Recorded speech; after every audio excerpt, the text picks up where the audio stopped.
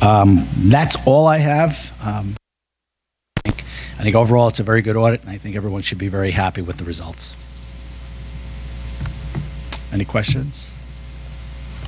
I don't think so. Thank you. Thank you very much. Thank you. Good? Okay. All right. Okay. Good night, everyone. Thank Good you. night. Good night. Thank you. Thanks for having us. We do appreciate it. I just want to let everyone know it's not taken for granted. So thank you again. Thank Enjoy. you for Bye-bye. everything. Thank you very much. See you next year. That's up to Ray. Okay. All right. At this time, I'd like to thank Mr. Karate for all the work that you've done and for your office as well for everything. I know it's a shut giant this down now? undertaking, so I appreciate it. Thank you very much. Okay, so we're going to move on to the agenda now. Okay. So for board action items, we have B 2324.34 through B 2324.36. Any discussion? I will share.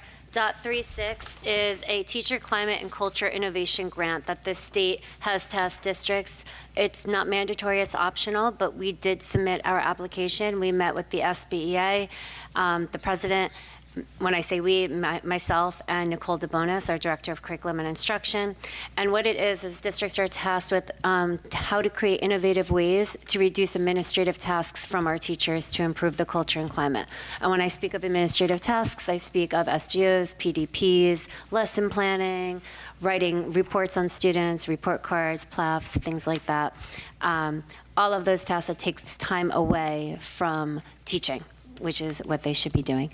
So in order to submit, we needed to approve the submission by the Board of Education, and Nicole DeBonis, I shared with the staff that she actually came back at night to make sure she could fully focus, because as always, anything with the state is not very easy or simplified. It was quite complicated, and we worked together, and then she came back and she did all the verbiage and inputted the language into the grant and submitted it. So now they will not share how much we will be allocated, if anything, so we will find that out. They just said overall, I believe it was 2-point-something million for all the districts overall for this grant. So once we submit it, we did submit it, once we receive word as to what our status is, we'll have more information. So I have a question. So once we receive the dollar amount, what do we plan to do with that? So let me get that information for you. We met with the SBEA president because as a leadership team, we had our own ideas and we wanted to make sure we're on the right path. And then as it turned out, it was good because they do encourage you to speak to your to your unionship as well. So we were definitely on the right track. We have a couple different options that we put in there. We put some supplies such as a docking station with a large monitor with a wireless mouse, as well as giving teachers the option of a digital notebook to walk around with, to assist them with completing the actual tasks. Then because they're not removing SGOs or PDPs, and you cannot complete an SGO until school starts because you need to collect your baseline data. So we talked about providing coverage, either like sub-coverage for teachers to complete the SGOs, or paying them after school. So we spoke about that. We requested a whole lot. There was a whole lot of ideas. Bonuses for teachers who complete the mandated state online training by September 1st. We threw out a $150 bonus to staff that complete it by September 1st. Lesson planning, stipend for teachers attending sessions on. Mrs. DeBonis had this idea as to how to limit the amount of time teachers spend on actually writing lesson plans by using a spreadsheet and kind of referring back to the curriculum, because our curriculum is so strong. As I shared, it received accolades by the county. And kind of be able to refer back to the curriculum instead of writing out long lesson plans. Increasing summer hours for counselors and special education staff, because right now they work a certain number of summer hours to complete evaluations, and that's also paperwork that our staff that's part of our union is tasked with. A district field trip coordinator specifically for our 3 elementary buildings, because all the grade levels go on field trips, and it takes a lot of time for a teacher to coordinate those field trips with the buses, with the place, with the, and gathering it all together with the fees. So providing a stipend to a field trip coordinator, we thought would help. And mentoring stipends to support staff who wish to mentor that don't require mentoring by the state, but it would be beneficial for the district to give them somebody to mentor. So those were our ideas, everything. I don't know what we're going to get, if any of that, but we put it all out there. And this is a one-time? As far as I know, yes. Okay. Thank you. Well, it sounds great. You're welcome. Anyone else? Oh, one more. Oh. Before and after school meetings for teachers that serve on the NJTSS 504 and attendance appeals to attend meetings before or after school. And then stipends for the teachers that are actually on the committee, because the NJTSS and the data team spend a lot of time collecting data, analyzing the data, and that's additional paperwork for them. And it's wonderful because it really does allow us to target our instruction and meet the needs of all our students, but it is very time consuming as opposed to other committees that might just meet once or twice a year. These meet monthly, and it requires a lot of paperwork. So stipends for the teachers that serve on those committees. So, very good. Sounds wonderful. As a person who received a stipend for 504s, I think it's a great idea. Okay, anyone else? Do you have any questions?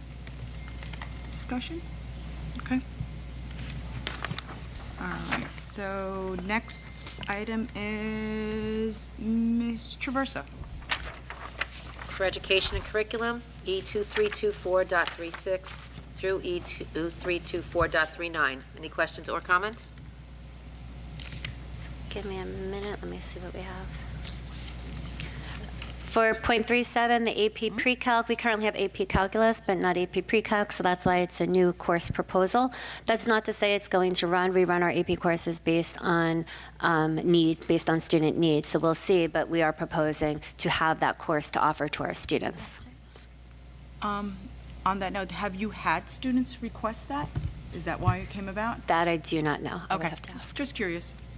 Through the chair. What is the Felician School for Exceptional Children? Is that a special ed? Or? That is a special education placement for a student that came to us the end of January. That's why that date is January 26th. And they're a senior as well. Wow. Questions? Discussion? Good? Okay. So since Mr. Accomando is not here, I will say for budgets and finance, BF 2324.76 through BF 2324.85. Any questions? Through the chair on 8.5, do we have any costs yet? Yes, that'll be filled in tomorrow. The cost is about $78,000 for 3 schools here at the middle school, high school, Franklin and Smith. It's under a cooperative, and I'll have to list the account numbers being charged, but that'll be on tomorrow. Thank you.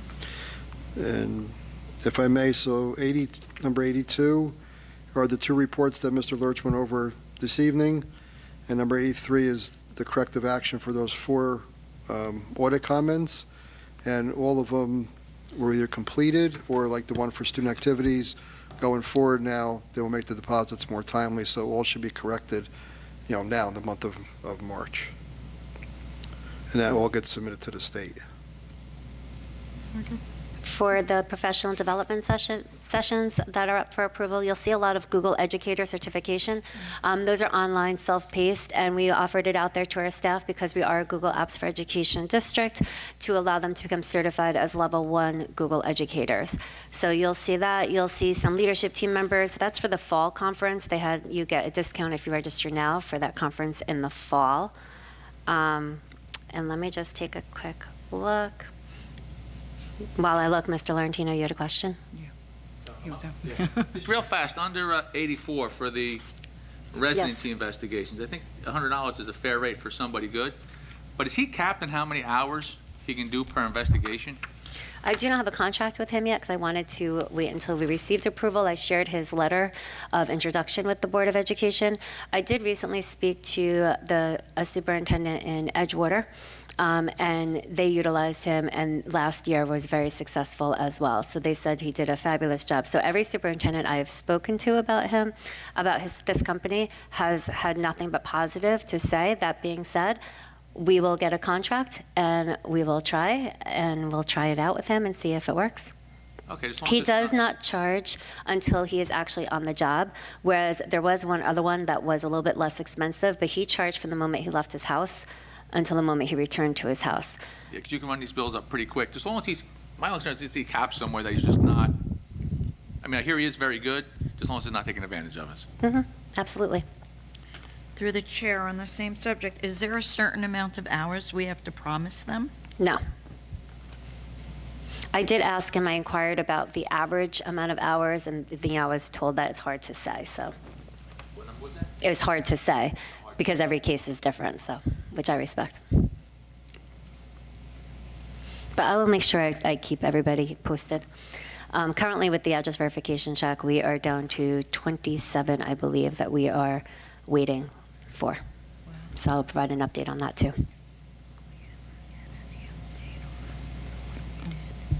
I have a question. For the professional development, there's one where the guidance counselors are going to the different colleges, like one to going to Rutgers. What do they do there when they go to the colleges?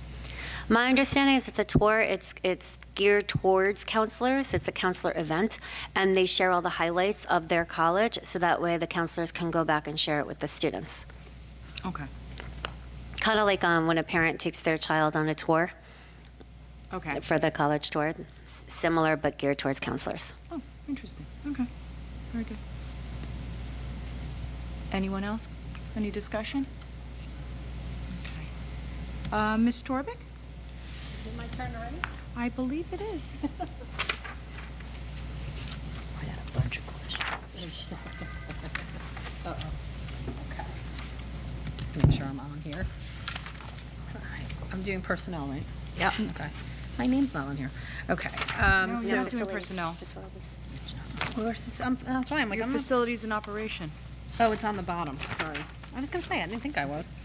Okay, so we only have one. The facility use report, F2324.9. Any questions? Everybody's silent. Yeah. Are we good? Everyone okay on that?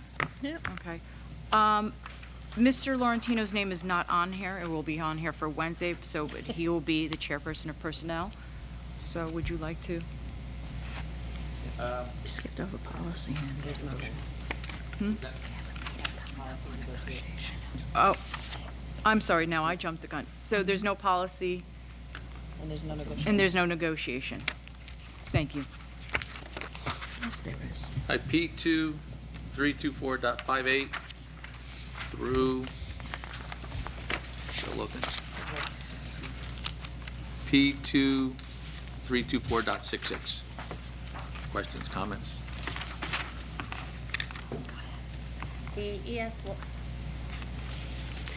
The ESY coordinator is in bold because we did want to put that position on the agenda so that way we can start organizing our ESY program for this coming summer.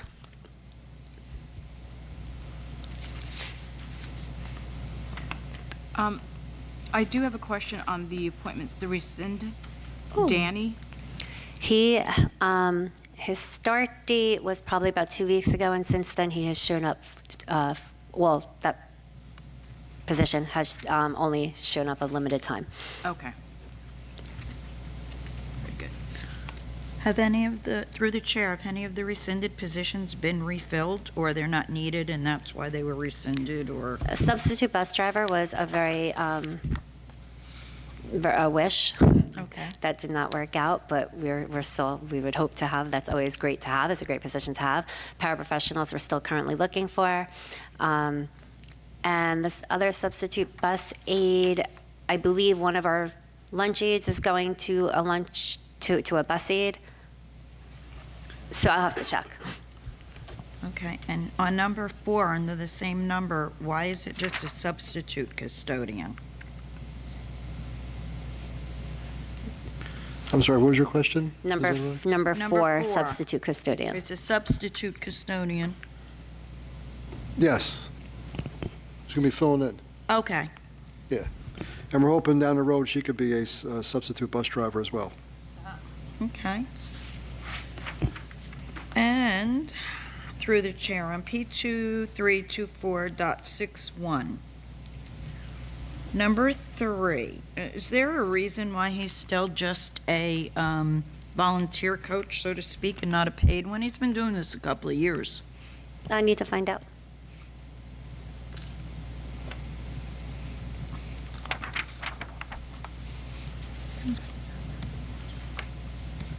Anyone else? I'm still looking. That's why I asked if there's anyone else. There's a lot to look at.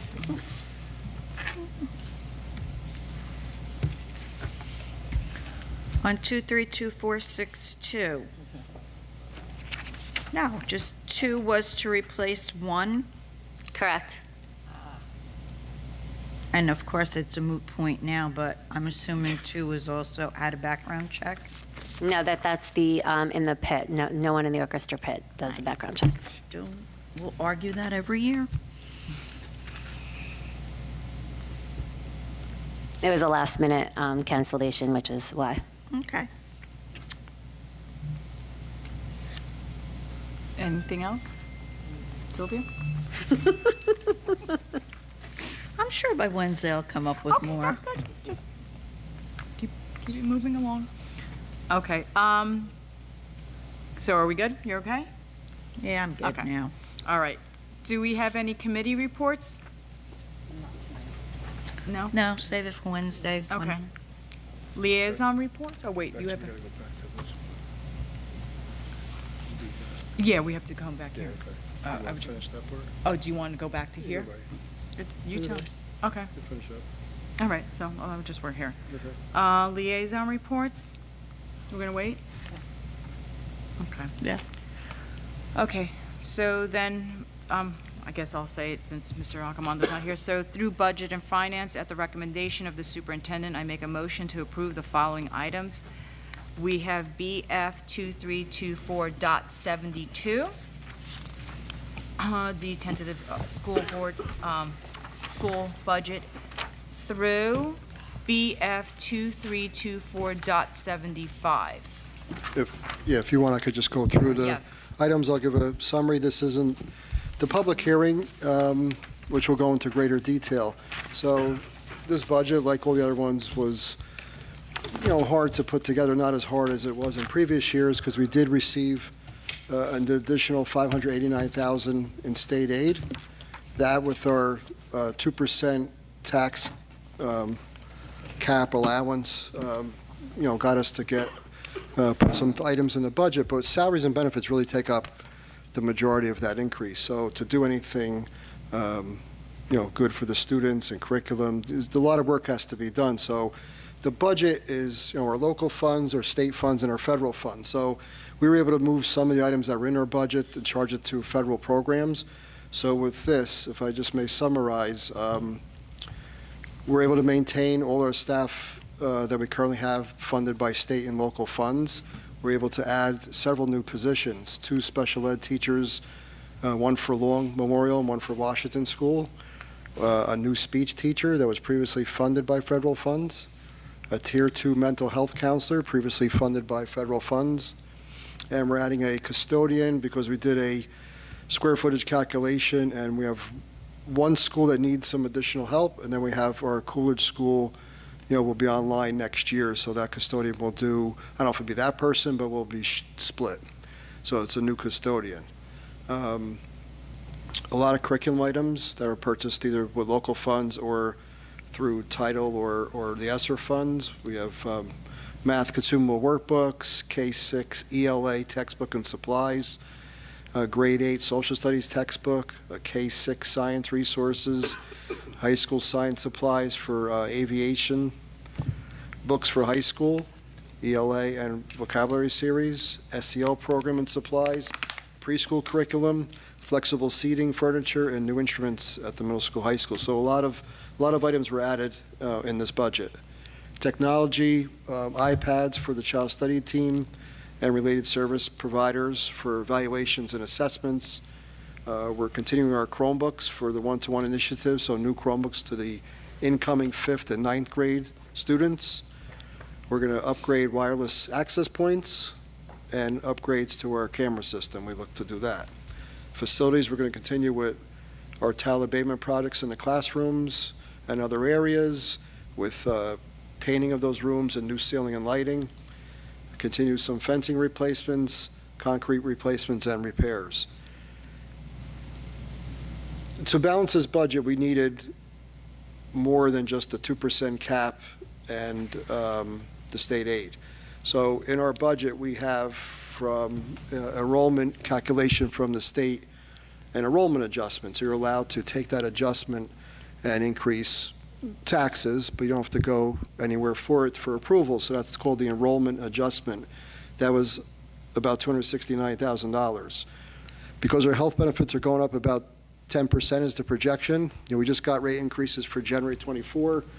This prediction is for January 25 through June. So we were able to get a health benefit waiver cap adjustment about $207,000. So with all those numbers, it was still hard to put all these items in the budget. So we met many times with the budget committee, went back and forth over items, and we were able to take a third area, this bank cap that it's kind of hard to explain, we have in the budget that was in our budget last year based on state calculations that we didn't use. So it's available to us to use in that year and the next 3 years. It balances the budget if you need to use it, but it also obviously increases taxes. So with that, we had a little over $1.1 million, and we are proposing to use $507,000 of that, so it leaves $651,000 for future years, next year and the next 2. So with all that, our taxes to the average house assessed at $462,200 in 2024 would see an increase of $233 or $19 per month. So with this, I take this resolution on number 72. All these numbers have to tie into the state program, and I have to submit through the county office, goes to the state, but to the county office, backup for all the salaries, give them detailed salary sheets, detailed tuition, transportation, and besides the state program. So it's a lot of documents you have to submit for it. They review it all. They'll take several weeks. It has to be back by mid to later April, and then we'll act on it with a budget presentation and approval. So on number 72, it lists all the totals by fund. There's 3 areas of the general fund there of a little over $41 million. The special revenue fund, $975, which is our local, state, and federal grants. And the debt services are, our mortgage payments for the principal interest of bonds and referendums that we have issued. So the budget is just under $44.5 million. General fund tax levy, $37,563,142, and debt service, $1,244,000. And as you can see further on the page are the cap adjustments we used. All this has to go down to the county. Number 73 is another requirement to state how much you're going to propose to use for maximum travel. We put in enough monies there because you can't go adjust this later. So if we do get federal and state money, that's the total we have. So you can see, obviously, we haven't spent barely $25,000, but it's just to have enough in there, enough cushion, but that doesn't mean we're definitely spending it. 74 is the Special Education Medicaid Initiative. We have to do an action plan because we're not generating the revenues that they're projecting. So that's sent to the county office. That's done by the Special Services Department. And 75, we're proposing May 1st to approve, have the public hearing and adopt the budget. So if everybody's good for that date, that's the date we'd like to do it. So if any questions on 72 through 75, we'll open it up now. I'll share a little bit with the board as to what some of the discussion was. As Mr. Karate shared, most of the budget is salaries and benefits for our staff. So when we met as a committee and we were talking about the various positions, I know I'm going to be asked this, so I just want to be clear. So the Long School, we currently do have the special ed teacher at Long School because we kind of finagled with Washington School and a maternity leave and what we can have and not have. But we do need to keep that full-time special ed teacher or special education position at Long School based on the need. Without the special ed teacher at Long School, we'd be moving students to other schools, which are also almost maxing out, and then be paying for out-of-district services. The special education teacher at Washington School, we are looking to expand. The construction from the referendum is going to happen in the summer by hiring a special education teacher that allows us to have an inclusive class of both students with IEPs and students with non-IEPs in our preschool.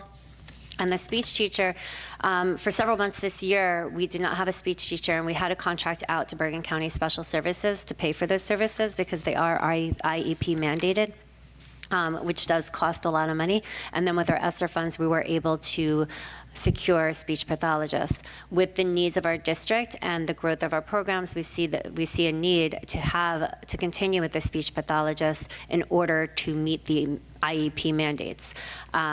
Again, without that, we'd be contracting out to Bergen County Special Services, which is not that cheap either. And then there was a discussion about our mental health, our Tier 2 mental health counselor. So as you know, we're fortunate in Saddlebrook. We have a counselor in every school building aside from Washington School, and it benefits us greatly.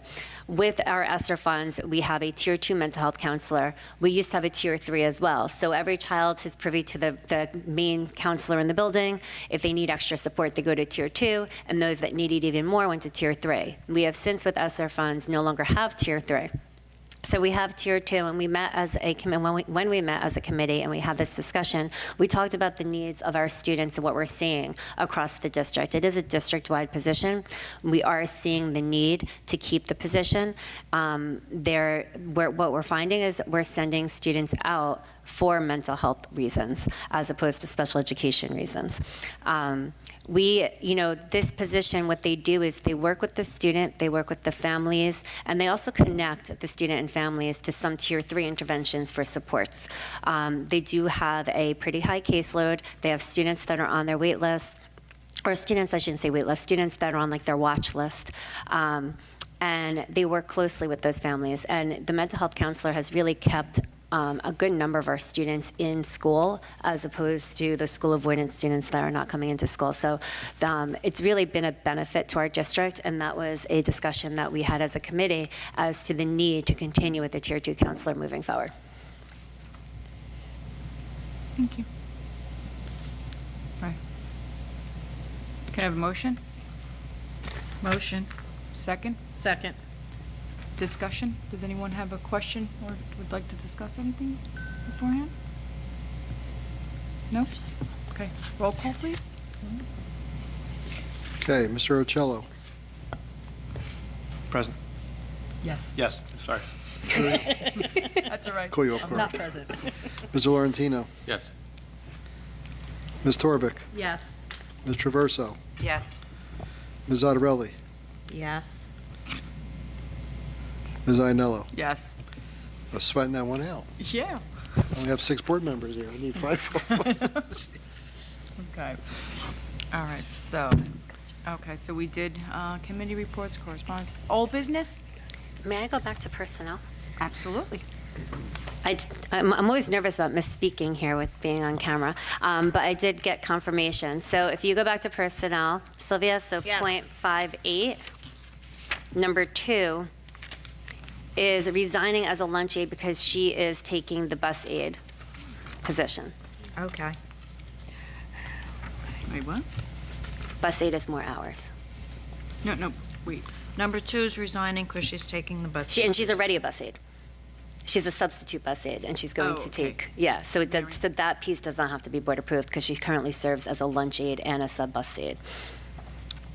Got it. Okay. And there is a slight chance that we will have a lunch aid on the agenda for Wednesday. Okay. Okay. Thank you. Old business? Anyone? Nope. Okay, new business?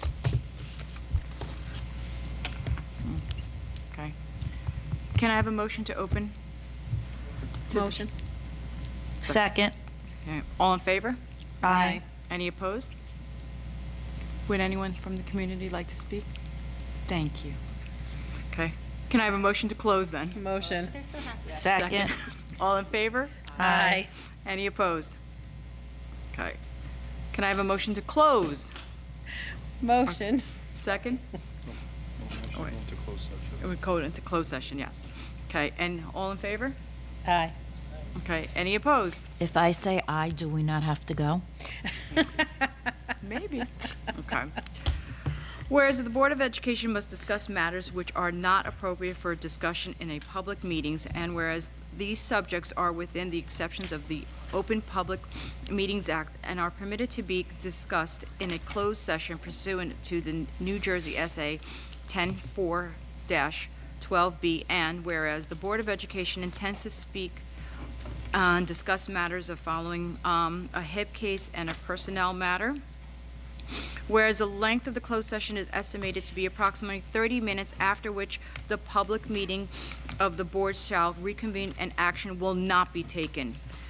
Now therefore, be it resolved that the Board of Education will recess into closed session for only the affordable subject, and be it further resolved that the Board of Education hereby declares that its discussion of the afforded subjects will be made public at a time when the public's interest in disclosure is greater than any privacy or governmental interest being protected from disclosure in accordance with the Open Public Meetings Act.